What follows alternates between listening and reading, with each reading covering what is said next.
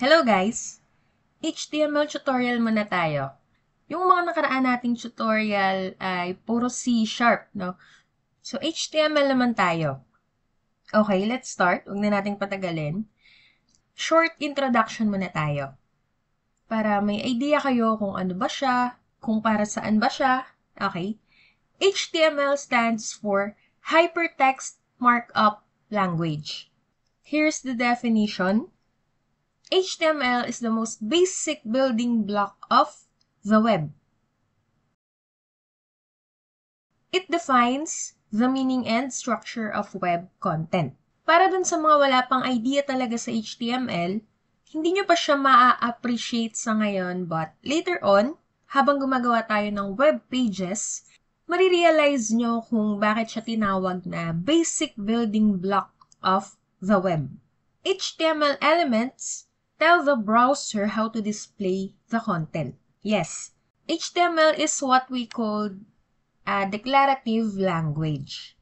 Kaya hindi talaga siya programming language. In HTML, we need to declare what things are.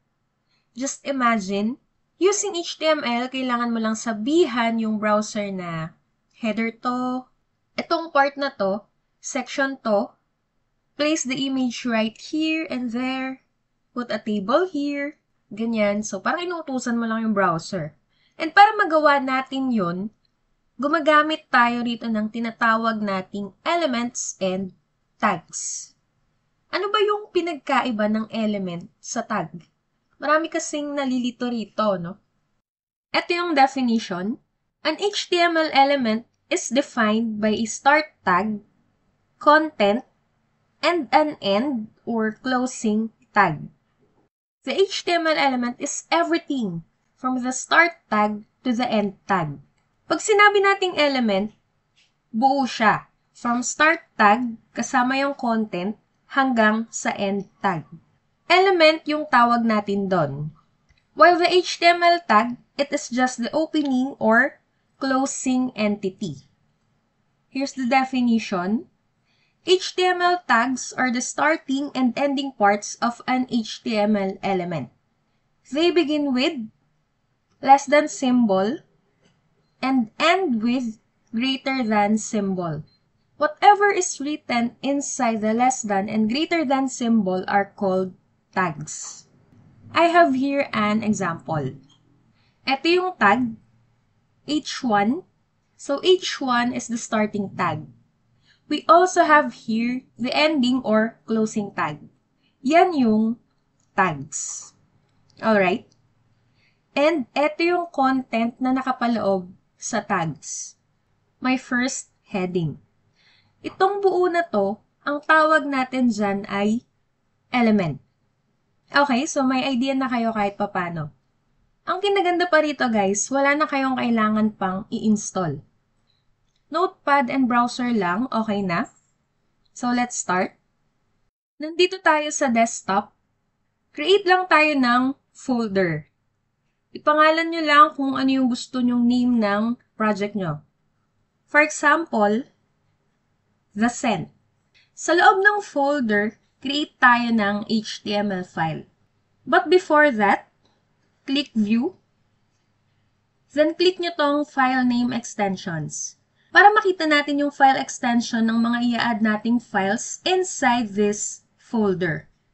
Right-click, New, Text Document. Ayan. Makikita nyo dyan yung file extension is .text. Ito. File extension yung tawag natin sa mga nakikita nyong .jpeg, .png, or pag i-spell natin, PNG, and so on. Ngayon, gagawa tayo ng HTML file. Select natin lahat. Pangalanan natin siyang index.html. We're going to create our very first HTML file. Enter. Once na in-enter nyo yan, may mag-pop up. If you change the file name extension, the file might become unusable. Are you sure you want to change it? Yes nyo lang. Makikita nyo dyan may logo ng browser. It means, that Windows knows what app is associated with this file. Mozilla yung default browser ko, which is why we see the Mozilla logo here. Pero pwede nyo naman siyang i-open gamit yung ibang browsers later. So kung mas okay sa inyo yung Chrome, pwede naman. I-open ko siya, double-click. Ayan. Nag-open siya sa Mozilla. So na-open na natin yung ating first HTML file. Pero wala pa siyang laman. Wala pa kasi tayong ina-add na kahit ano sa HTML file natin. We're going to edit this. Right-click. Open with Notepad. Pwede rin namang Notepad++ kung saan kayo komportable. Yung Notepad kasi, di nyo na siya kailangang i-install. Meron na siya sa PC nyo. First, let's just add some text. The send. Control S to save changes. I'm going to refresh this. Ayan. We've now included some content into our HTML file. Add pa tayo ng content. Para mas mapadali yung pag-add natin ng sample content, search nyo lang lorem ipsum. Ayan. Itong nasa first part, click nyo. So, meron na tayong sample content. Copy nyo kung hanggang saan nyo gusto. Sa akin, hanggang dito. Paste ko lang siya. Okay. Add lang din tayo ng konting slogan sa first part. Fragrance doesn't lie. And then save. Control S. Reload the index.html file. Makikita nyo na add na sa page yung in-add nating content. Kaso, dinugtong lang niya, no? Ang gusto nating mangyari is, itong the sent, siya yung title. Then, paragraph na tong mga kasunod. So, dyan na papasok yung tinatawag nating elements and tags. We're going to insert our very first HTML tag. The HTML header tag. Gusto kong gawing header ng entire page itong the sent. To insert a tag, we're going to use a less than symbol, followed by H for header, followed by 1. H1 is the biggest header. After that is the greater than symbol. Okay, so yan yung ating first tag. Save. Pakita ko muna sa inyo yung result. Refresh ko lang tong browser. Ayan. Lumaki lahat. Ayaw naman natin ng ganyan. Kung i-check nyo yung ginawa natin dito sa taas, nag-open lang tayo ng H1 tag. Di ba kapag nag-open tayo, kailangan din natin yung isara. Kahit saang bagay naman, di ba? Kaya we need to close this H1 tag. Paano ba yon? Di ba ang gusto ko lang gawing header ay itong the sent. The rest is normal lang.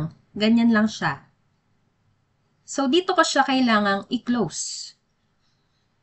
I'll add another H1 here. But to close a tag, we need to add a / before this H1. In that case, alam na ng browser na kinlose natin yung tag at this point. This whole section together, from the opening tag, this text, and the closing tag, ang tawag natin ulit dyan ay element. Para di nyo makalimutan. Again, the HTML element is everything from the start tag to the closing tag. Save. Refresh ko ulit ng browser para makita nyo yung changes. Ayan. This time, yung the sent, header na siya. The rest is smaller na sa header compared kanina, which is yun naman talaga yung gusto nating mangyari. Pwede kayong mamili from header 1, which is ito, gantong kalaki, hanggang header 6. Meron akong examples dito. Pwede nyo siyang itry. Try natin tong palitan ng 6, which is yung pinakamaliit na header. Save. Refresh. Ayan, lumiit na. So, nakita nyo na kahit pa paano yung pagkakaiba. Okay naman na yung header 1. So, siya yung pinaka-appropriate for this. Pero what if gusto ko rin gawing header tong slogan? Ibababa ko siya this time. I'll insert another header. Here. I'll enter another header tag. Pero ang gagamitin ko ngayon is H2. So, bakit ganon?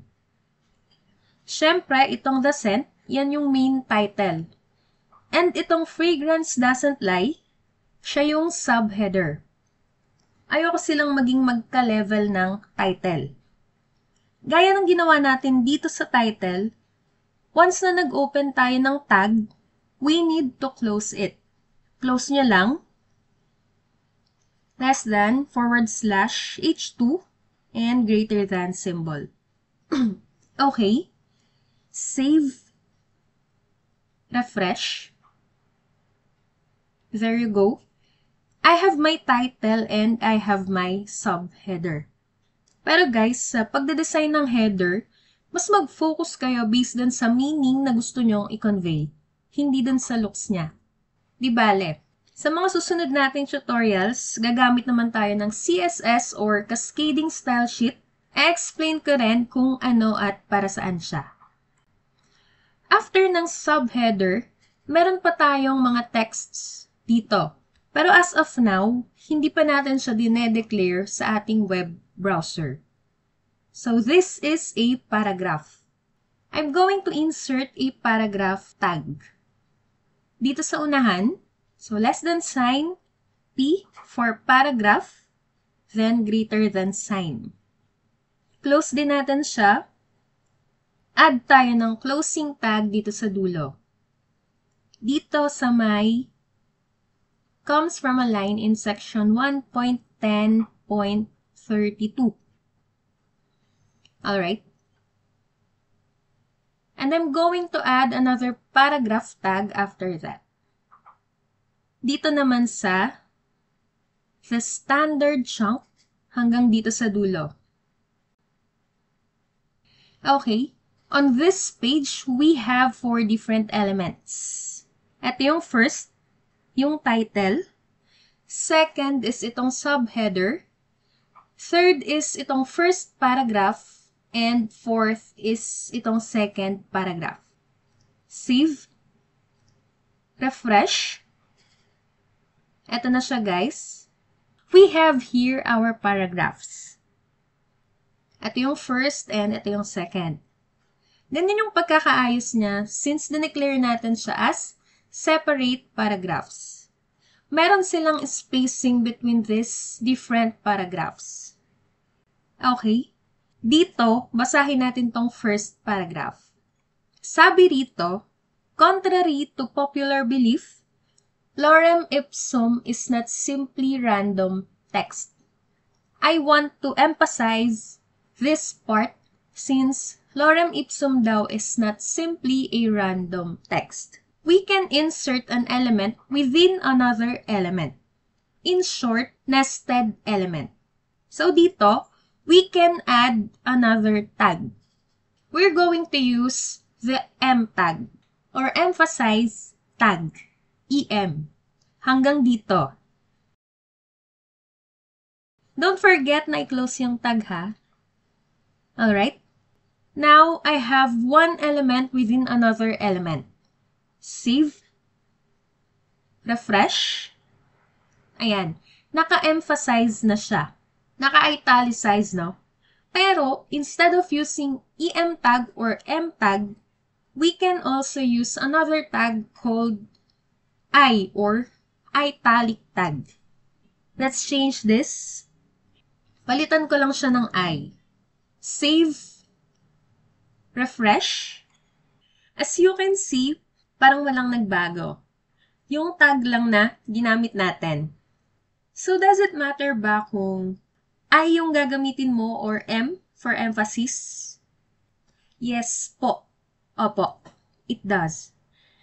Kapag gumamit tayo ng screen reader, babasahin niya yung words differently. Kapag M tag yung ginamit nyo, mag-a-apply siya ng extra emphasis doon sa sentence. Kapag naman italic yung ginamit nyo, hindi siya ganon. It only affects the visual appearance and a screen reader wouldn't treat it any differently. That's why mahalaga yung paggamit natin sa tags.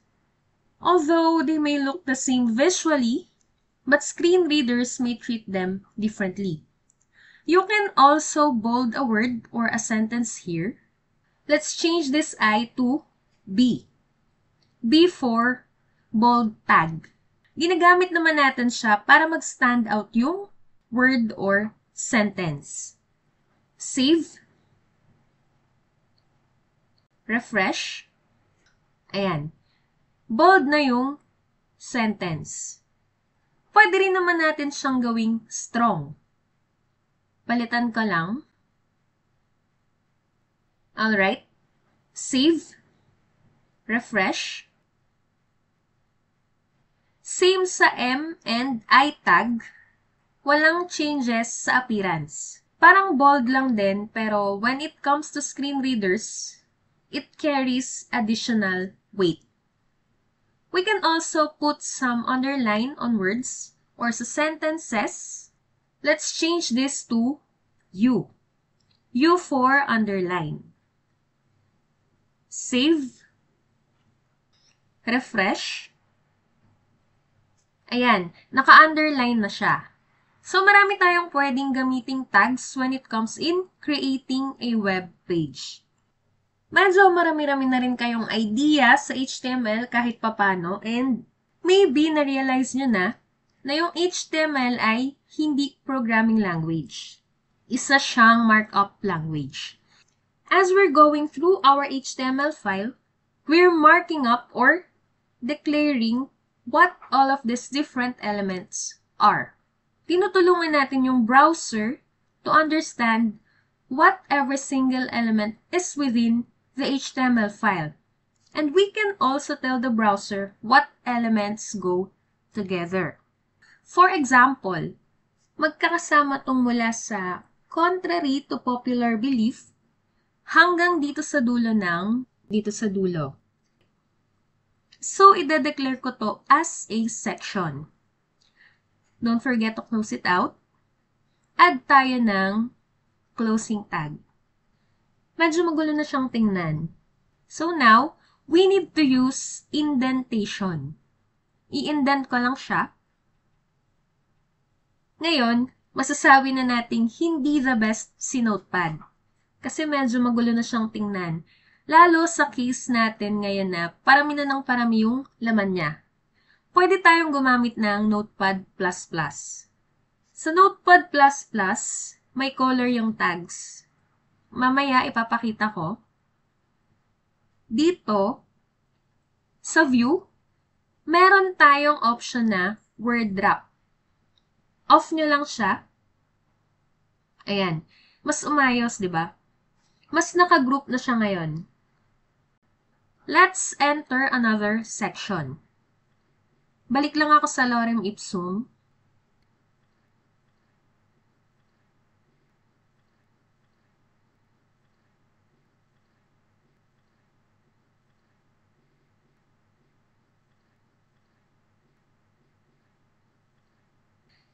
Dito, meron tayong radio buttons. Click nyo lang tong lists, then click Generate Lorem Ipsum. O, diba? Copy-paste nyo lang lahat ng lists, hindi kasama yung bullets. Paste. Ipasok natin siya sa section. Itong why do we use it, gagawin ko ring H2. The rest, gawin nating paragraph, gaya lang nung ginawa natin dito sa first section.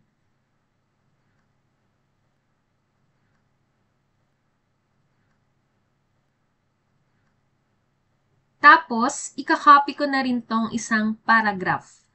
Wala rito sa where can I get some. Ipapasok ko din siya sa section.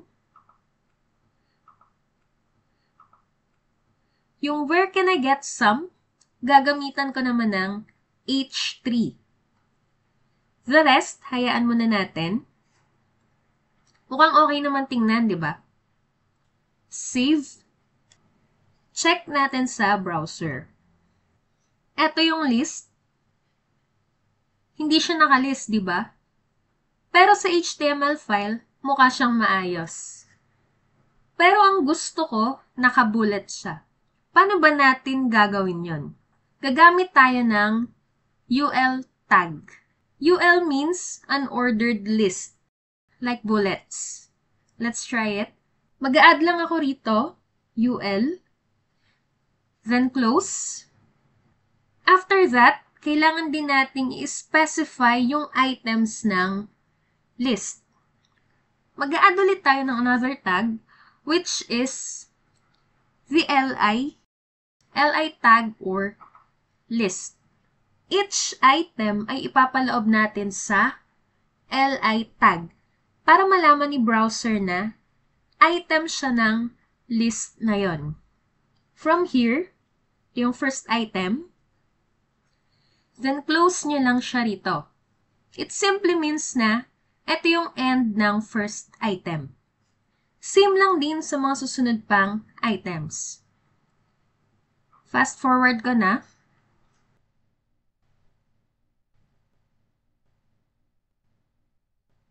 I-indent ko na rin siya para mas maintindihan nyo. Save. Refresh. Ayan. Ito na yung unordered list. Unordered list means hindi sequential yung list, unlike ng ordered list. So, after ng unordered list, meron naman tayong ordered list. Siya naman yung sequential. If ever na kailangan yung magpakita ng steps or instructions like step 1, step 2, and whatsoever, pwede nyong gamitin yung ordered list. Kapag naman maglilist lang kayo ng simple items like names, ingredients, pwede nyong gamitin yung unordered list. Pakita ko siya sa inyo, guys. Dito sa ibaba, we're going to add another list. Balik tayo sa lorem ipsum. So, lists pa rin yung selected dito. Uncheck nyo lang tong start with lorem ipsum para iba naman yung lumabas na ma-generate. Ayan. Copy. Paste lang dito sa ibaba. This time, ordered list naman. To create an ordered list, we're going to use the OL tag. OL means ordered list. Same sa ginawa natin sa unordered list. Let's put this tag here, OL, then close. Again, each item ay ipapaloob natin sa li tag para malaman ni browser na item siya ng list na to. Again, from here, then close nyo lang siya rito. Same lang ulit sa mga susunod pang items. Fast forward.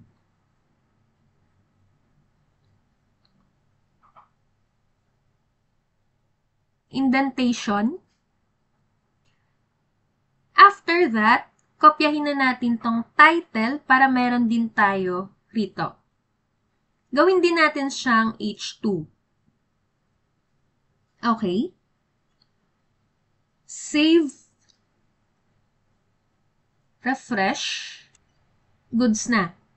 Again, anong pinagkaiba ng ordered list sa unordered list? Sa unordered list, we have bullets kada item. And like sa ordered list, we have here a numbered list. It means order matters pagdating sa ordered list. Alright? Let's go to another HTML tag, which is the BR tag or line break tag. For example, dito sa part na to, may comma. Right? Gusto kong mapunta sa another line tong kasunod. Diyan papasok yung BR tag or yung break. Ang purpose niya is to insert another line. Sa BR, hindi na natin siya kailangan pang i-close dahil once na naglagay tayo ng break, alam na ng browser yon. dito natin gustong mag-add ng new line. That's why dito natin siya ilalagay. BR. Yan. Lahat ng may comma, lagyan natin ng break. Fast forward. Save. Refresh. Okay. So as you can see, lahat ng nilagyan natin ng BR tag, nag-create na ng new line like this. And this, and ito. Next, since ilalagay ko sa GitHub tong HTML page, once na matapos siya, gusto kong ipaalam sa next web developer na yung content ng page na to ay from lipsum.com. Maglalagay ako ng comment dito sa itaas, after ng subheader. Dito sa ibaba ng fragrance doesn't lie. Paano ba mag-create ng comment sa HTML? Less than sign, exclamation point, and dalawang dash. Next is yung comment nyo. Halimbawa, the following content is from lipsum.com. To close that, 2 dashes ulit, and greater than sign. Wala nang exclamation point sa closing ha. Okay? Just remember that comments are not displayed by the browser. Naka-embed lang siya sa HTML file. Hindi siya visible sa browser. Ginagamit lang siya as a reminder sa HTML code nyo. May times kasi na kapag malaki na yung project nyo, minsan nawawala sa loob nyo kung para saan ba to or kung ano man na nilagay nyo sa page nyo. Minsan ginagamit din siya to hide content. For example, nagde-debug kayo. Ayaw nyo munang i-display yung section na to. Pwede nyo siyang i-comment for a while. That's why very useful din yung comments. Alright, let's save this. Refresh. Walang changes. Gaya nga ng sinabi ko, ang comments ay hindi visible sa browser. Dito lang, sa mismong HTML file na ginagawa nyo. Actually, kahit sa ibang programming languages, basta sinabing comment, hindi yan talaga visible sa browser or even sa ginagawa nyong apps and so on. I hope na maliwanag ko siyang na-explain sa inyo. Next, dito sa HTML file, parang walang masyadong pinagkaiba yung mga tags or elements natin, di ba? Pero try to view the page source. Right-click nyo lang dito sa page and click View Page Source. Yung tags natin, kung makikita nyo, kulay violet. And yung comment is color green. So it's not visible on the page. So it's not visible on the page. Pwede nyo rin gawin yan sa lahat ng websites na i-visit nyo. Sa Facebook, sa Google, ayan, explore. Next, kung titingnan nyo, medyo hindi ganun kaganda kung ilalatag natin sa iisang page lahat ng info ng isang website, di ba? How about, let's put this part on another HTML page. And ito, hayaan natin to sa index file. Ikakat ko lang siya mula dito sa why do we use it? Ayan. Sa folder natin, let's create another HTML file. Right-click, New, Text Document. Pangalanan ko na lang siyang about.html. Yes. Open with Notepad. Paste nyo lang dyan yung kinat nyong content. Save. Save nyo lang din yung changes sa index file. So, we now have an about page. But the question is, paano tayo pupunta sa about page from index page? Para magawa natin yon, gagamit tayo ng link, right? To insert link, dito tayo sa index page. Let's add some text first. Why do we use it? Save. Check muna natin yung index page. refresh. Ito na yung inad nating text. Pero hindi pa siya link. So now, gagamit tayo ng another HTML tag, which is the A tag or anchor tag. I'll just put it in here. And syempre, closing tag. Okay. Pero di pa yan tapos. Di pa tayo madadala niyan sa about page. We need to insert an attribute. Ano ba yung attribute? It basically tells the anchor where to send the user. Yung attribute na gagamitin natin is called href or hypertext reference. It tells the browser where we should send the user, and I want the user to go to about.html. Lalagay nyo lang sa loob ng href yung link kung saan nyo gustong mag-redirect yung user. So I'm going to put about.html here. Make sure na nakapaloob siya sa double quotes. Save. Refresh. Alright. Meron na tayong link. Pag tinapat nyo yung cursor dyan, it changes when I hover over it. Pag kinlik natin yan, okay, na-redirect na tayo sa about.html. To go back, pwede naman itong back button ng browser, but we could also include a backlink dito sa about page. Add tayo. Dito sa itaas ng about page, lagay lang natin home. And then, anchor tag again, href. So this time, index.html naman yung ilalagay natin sa href. Siyempre, dun tayo babalik. Save. Refresh.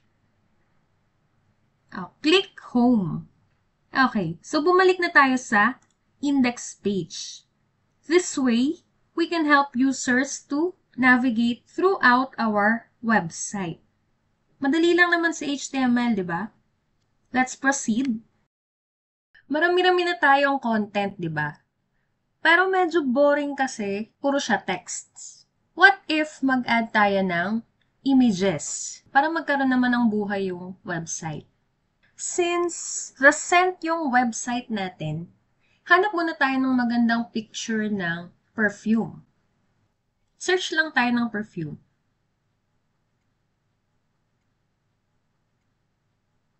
Ito na lang. Save. Lagay natin siya sa loob ng the sent folder. File name is perfume. Perfume.jpg. Okay. Dito sa index page, gusto kong ilagay yung image dito sa itaas, before the header. Let's insert a new line. In HTML, we have a tag called img, which stands for image. It allows us to insert an image sa ating HTML page. To use it, lagay nyo lang img. Then we need to specify the image source. We will use an attribute called src or source. Sa loob niyan, we need to type in the file name. So, ano ba yung file name? Perfume.jpg, di ba? Save. Etong tag lang yung kailangan natin. We don't have to open and then close it. Parehas sila ng line break. Alright? Refresh. Okay. We now have the banner on the page. Kaso ang laki. Laki. Balik tayo sa index file. Don't worry, dito naman, pwede nating i-define yung height and width ng image. To define the width, we're going to use the width attribute. Width is equal to 400 pixels. Same lang din sa height. We're going to use the height attribute. Height is equal to 225 pixels. Di na natin kailangan pang ilagay yung pixels, no? Okay na yung numbers na lang. Save. Refresh. Much better. Kesa kanina ang laki, di ba? Actually, may another benefit din yung pag-i-specify ng height and width. Kapag in-specify kasi natin siya, nire-reserve na ni browser yung space na yan for that image bago pa mag-load yung whole page. Another thing is, it's a good practice to use an alt attribute as part of the image element. That's the alt description. Maglalagay ako, alt is equal to, then let's define what this image is. I'll call it the Scent logo. Save, refresh. Walang changes, di ba? Pero guys, for example, dito sa source, example lang to, na-misspell natin yung name ng file. O kaya mali yung path ng image na nailagay natin dito. Save, o refresh ulit. Ayan. So, kahit hindi nag-load yung image, we can see here a text that identifies the image. So, every time na mag-add kayo ng image dyan sa HTML file nyo, it's a good practice to include these 4 attributes. The source, width, height, and the alt text. Balik ko lang yung name ng image sa dati. Okay. So, hindi lang image yung pwede nating i-insert sa HTML page. We can also insert other types of media, like audio, video, and so on. Let's add a video first. Dito sa pinakaibaba, bago yung link, mag-add tayo ng another element. Halos same lang din sa image. Ang pinagkaiba lang is from IMG or image tag, video naman yung gagamitin natin. So, video. Tapos, source attribute. Meron akong sample video rito. Yun na lang yung ilalagay ko. Ito siya sa downloads. Move ko na siya sa folder. Ang file name ay sample.mp4. Type is video/mp4. Sa video, kailangan natin ng closing tag, unlike sa image. That's because this element is newer and this has been incorporated into that element. I have here some of the attributes of video tag. Same sa image, meron tayong width and height attribute. Meron din tayong controls. Add video controls like play, pause, and volume. Kapag wala yung controls, magmumukhang image lang yung video. Meron din tayong autoplay, muted, and loop. Obvious naman na yung purpose ng mga yan based dun sa name nila. Okay. Save muna natin, then refresh. O, diba? Gaya ng sinabi ko kanina, kapag walang controls attribute, magmumukhang image yung video nyo. Ayan, di siya nagmo-move. So, mag-a-add lang ako. Controls. Yan. Sobrang laki niya rin. Add tayo ng width and height attribute. Same na lang din dun sa image na ginawa natin earlier. Width is 400 pixels. Height is 225 pixels. Save. Refresh. Okay na. Meron na tayong controls and kayos na rin yung height and width. Pwede nyo na siyang play, pause. Next. How about audio? Ganun lang din siya, guys. Pwede nating i-copy-paste na lang tong sa video element. Then paste. Palitan nyo lang tong video ng audio. Ganun din sa closing tag. Yung source, meron din akong sample audio dito sa downloads. Move ko muna siya rito sa folder. Ang file name ay sample_audio.mp3. Type is audio, mp3. Let's change this. Yung height and width, hindi na siya kailangan. Since di naman tayo magdi-display ng image or video, audio lang siya. Burahin nyo na lang. Yung controls, hayaan nyo lang dyan. Kapag kasi inalis nyo yan, hindi magdi-display yung audio.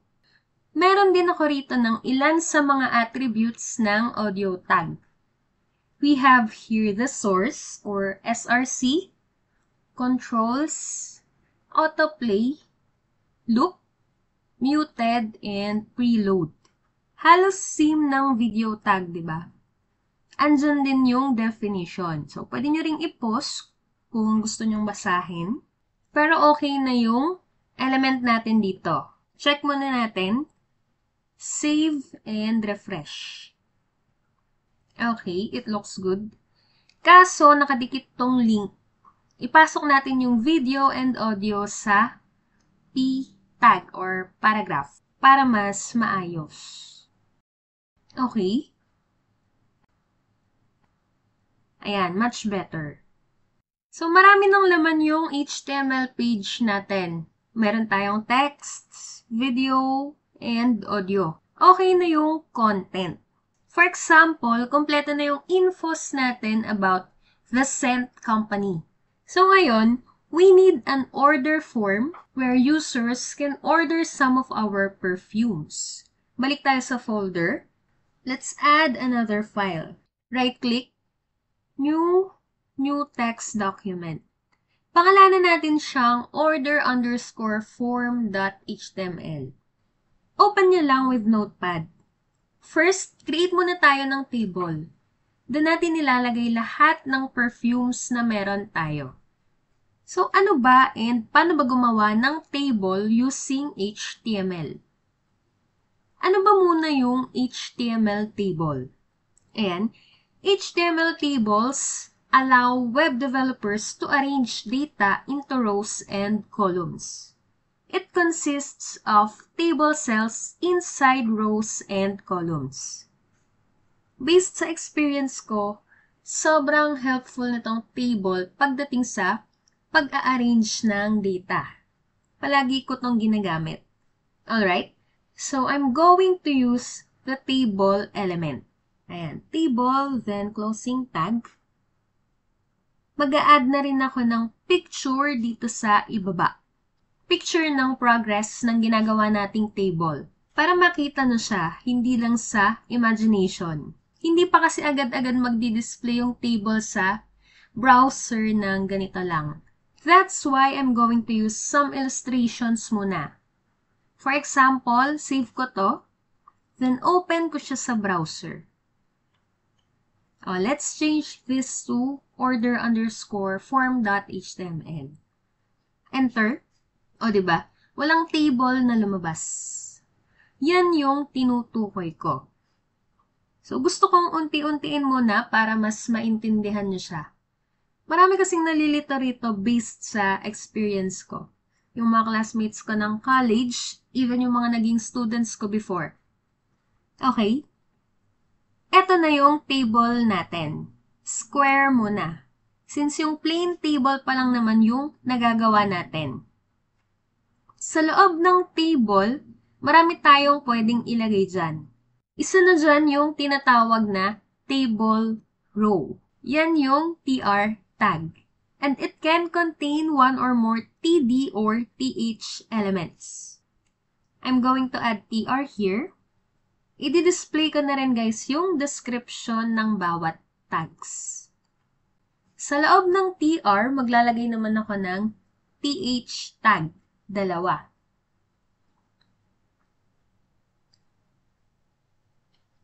th means table header. So it usually used to label the columns or rows of the table. Remember that th elements are bold and centered. Yan yung default since header nga siya. Pero pwede nyo naman siyang baguhin using CSS. Itatakal natin siya sa mga susunod pang discussion. For now, Pure HTML muna tayo. Ito na yung progress ng ginagawa nating table. Since dalawang TH yung nilagay natin, dalawa rin yung cell na meron tayo dito sa table header. Add tayo ng data sa table header. Sa first TH, name yung ilalagay ko, and sa pangalawa ay price. Ganito na siya. So, may header na tayo. After ng header, next row na tayo. Items naman yung ilalagay ko.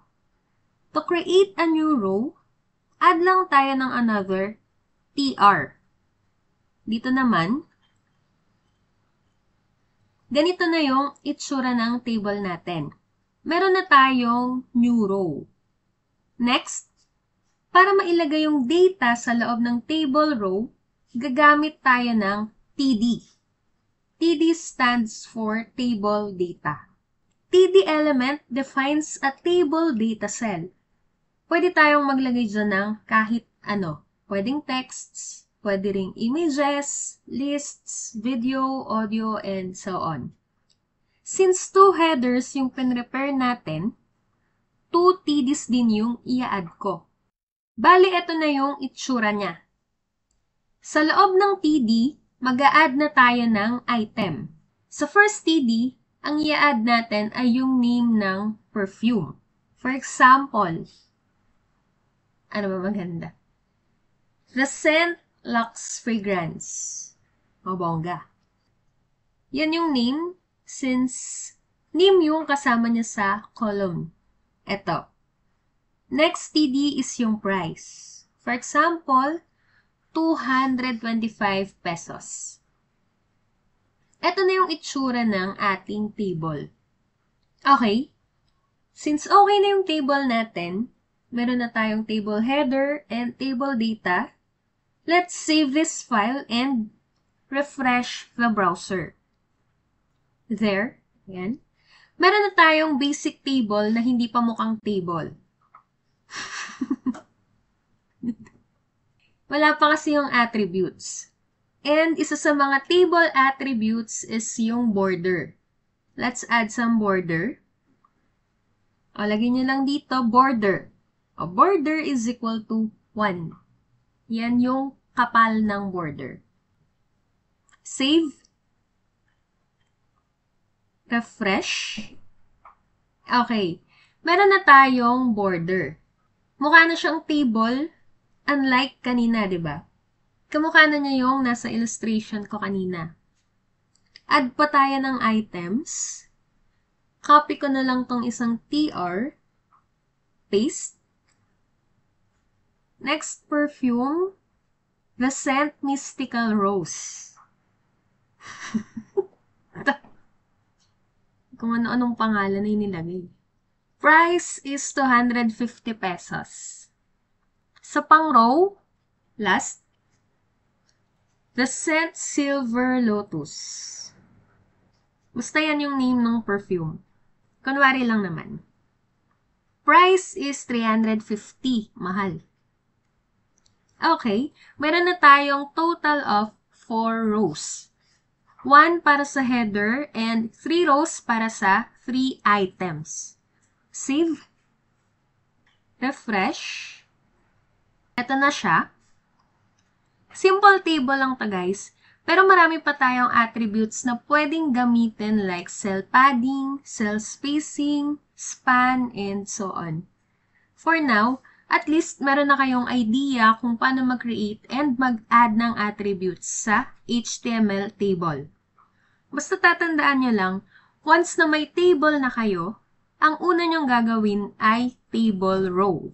Then, para makapaglagay kayo ng laman sa table row, gagamit naman kayo ng TD. Ganun lang. Table, TR, TD. Then table, TR, TD, or TH. Diba? Next, we're going to create a very simple form. A very simple form that users can use to order some of our perfumes. Let's start by using p tag or paragraph tag. Dito natin sa loob ilalagay yung form para mas organize. But before that, Ano ba yung HTML form element? Let's read the definition. HTML form elements are used to store user input. For example, Facebook. Nag-sign up kayo. Yung part kung saan kayo nag-fill up, that is an example of a form. Kung saan kayo naglalagay ng name, email, username, password, and kung ano-ano pa, that is an example of a form element. Okay. To add a form, gamit lang tayo ng form tag. Of course, the closing tag. Sa loob niyan, marami tayong tags na pwedeng gamitin. Ito yung iba, nilist ko na. Yan yung mga pinakamadalas gamitin. First is yung HTML label tag. The HTML label tag is used to create a caption for a form element. Sobrang dali lang din itong tandaan. Label is for caption. Kapag may label, syempre meron ding input field, di ba? Diyan napapasok yung HTML input tag. The HTML input tag defines the field where the user can enter data. Pero yung input tag, meron siyang type attribute. It specifies what kind of input control to display. It simply means na hindi lang text box yung pwede nating i-display using the input tag. It can be a text, but it can also be a button or a checkbox, radio button, and so on. Pero dun muna tayo sa text box. Let's try it first bago tayo tumuloy sa iba pang types. Dito sa form, add tayo ng label. Label tag. Don't forget the closing tag. Ang ilalagay kong label ay perfume name. After ng label, text box naman, mag-a-add ako ng input tag. Input. Sa input tag, hindi na natin kailangan ng closing tag. Sa ngayon, since text box lang or single line input field lang naman yung gagamitin natin, hindi na muna tayo gagamit ng type. Kumbaga, yan yung default text. Let's add the name. Pangalanan na lang natin siyang perfume name or P-name. Medyo mahaba. So, para saan ba yung name attribute? It is used in data submission. Pag inumit nyo yung name attribute, no data from the input field will be submitted. Ginagamit din siya sa pag-group ng elements. Mamaya mag-group tayo, okay? Add tayo ng BR para mapunta sa next line. Copy-paste ko na lang tong label and input field. Next label, quantity. Yung name ng second input field is quantity na lang din. Add ulit tayo ng BR. Let's try to use radio buttons. Next label, size. 3 sizes yung i-display natin. Small, medium, and large. Sample lang. BR again. Input. Gagamit tayo ngayon ng type attribute since radio button yung gusto natin. Type is equal to radio. Name is size. Ganon din yung name ng dalawa pang radio button na gagawin natin. Ang purpose ng name attribute dito, ginugrupo niya yung radio buttons together para sure na isa lang yung maseselect natin dun sa tatlo. Yan yung tinutukoy ko kani-kanina lang, yung about sa groupings. Pag pinag-iba-iba nyo kasi yung name ng 3 radio buttons na yan, ang mangyayari is, pwede nyong maselect yon lahat. Kasi hindi nyo sila na-group. Okay? So, the name attribute groups the radio buttons together and it ensures that only one radio button can be selected at a time. Next, we're going to add value. Value is small. So, itong value, hindi siya visible. Yan yung value na masasend sa server when this radio button is selected. Next, add tayo ng text. Small. Ayan naman yung label text na associated with our radio button. BR, para yung next radio button sa next line na. Save muna. Tingnan muna natin. Ayan, meron na tayong 2 text boxes and 1 radio button. Copy ko na lang to. Add pa tayo ng another 2. Change nyo lang yung values and yung texts. From small, change it to medium and large. Kapag pinag-iba-iba nyo yung name, tingnan nyo. Mag-a-add ako ng random text sa name. Okay, save ulit. Refresh. Magsa-select tayo. Ayan, so pwede nating iselect lahat, which is mali, di ba? Gets. Ibabalik ko lang. Save and refresh. Ayan, okay na. Kapag naman checkbox, pwede rito ang multiple selections. Copy-paste ko na lang. 2 lang yung kailangan ko. Remove ko na tong isa. Label is delivery options or whatsoever kung ano yung trip nyo. Kayo na bahala. Itong una, value is for delivery. Yung name, delivery options or delivery opts na lang. Same dito sa pangalawa. Yung value nitong pangalawa, for pickup. Same with text associated. Palitan nyo lang yung radio ng checkbox. Save. Refresh. Ayan. Meron na rin tayong checkboxes and pwede akong mag-select ng kahit ilan. Kahit lahat.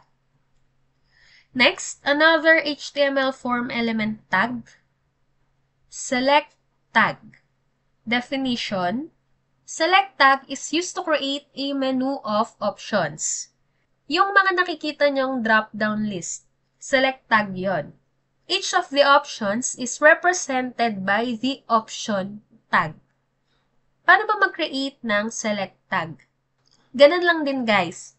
But let's add some label first. Label, payment method, BR. Create na tayo ng select element. Okay? Need natin ng closing tag sa kanya. Of course, don't forget to add a name. Name is payment. Sa loob niyan, kailangan natin mag-add ng options. An option element represents an item in the drop-down list. Yan yung choices ni user sa loob ng drop-down list. First option, cash. Second option, GCash. Wala akong maisip. Third, card na lang. Okay na yung tatlo. Let's add a value on these options. O value, ganun na lang din. Cash, GCash, and card. Okay. Sinabi ko na rin kanina, yan yung value na masasend sa server. This time, yan yung value na masasend sa server kapag sinelect natin. Save, refresh. Ayan, meron na tayong payment method using select element. Let's add na rin ang delivery date. Copy and paste ko na lang ulit tong label and input. Add lang ulit tayo ng BR. Label is delivery date. Input type, meron din tayong date. So, obviously, date yung i-display ng input natin. Name is date na lang. Stands for delivery date. Save and refresh. Alright, meron na tayong date. Next, text area tag. Definition. The HTML text area tag is used to define a customizable multi-line text input field. Kung makikita nyo sa ibang websites, meron dong comments or suggestions. Tapos, may malaking box or multi-line text input field. text area yon. Paano ba gumawa ng text area? Let's add BR muna and label. Label is comments or suggestions. Then, sa pag-create ng text area, ganun lang din. Ayan, text area, tapos closing tag. Save and refresh.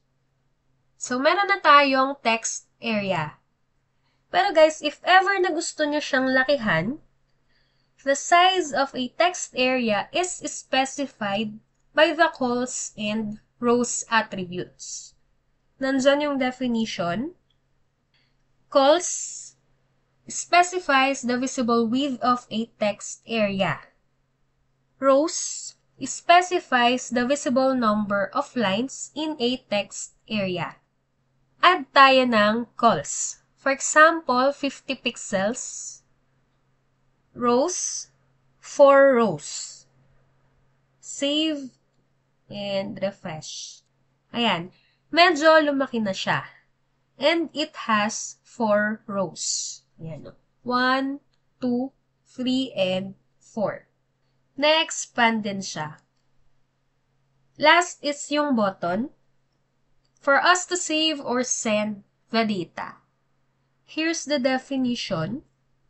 The HTML button element is an interactive element that is activated by a user with a mouse, keyboard, finger, voice command, or other assistive technology. Alam ko namang aware na kayo kung ano ba yung button. Let's add here na lang dito sa dulo. BR again.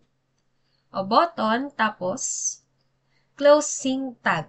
Sa loob ng tags, lagay nyo kung ano yung gusto nyong text or label ng button nyo. For example, click here. Okay. Save and refresh. O, meron na tayong button. Click here.